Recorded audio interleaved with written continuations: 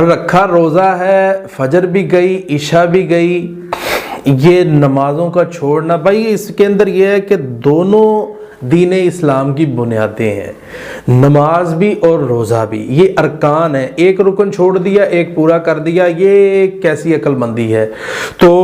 اللہ تعالیٰ کہ پاک نبی صلی اللہ علیہ وسلم پر جو اللہ نے قرآن مجید نازل فرمایا، اس میں اللہ کیا فرماتے ہیں کہ فویل للمصلین، ان نمازیوں کے لیے جہنم کی ویل وادی ہے، الذین هم عن صلاتهم ساہون، جو نمازوں میں سستی کرتے ہیں۔ اس لیے نماز نہیں چھوڑنی چاہیے، اس سے روزے کا اجر کم ہو جاتا ہے، اور اس کے ساتھ ساتھ بندے کی جو سزا ہے وہ سزا کا حقدار ہو جاتا ہے، کیونکہ اس نے نماز چھوڑ دی ہے۔ تو اس لیے نماز نہیں چھوڑنی، سب سے پہلے روز محشر جس چیز کا حساب ہوگا وہ نماز ہے۔ اعوذ باللہ من الشیطان الرجیم،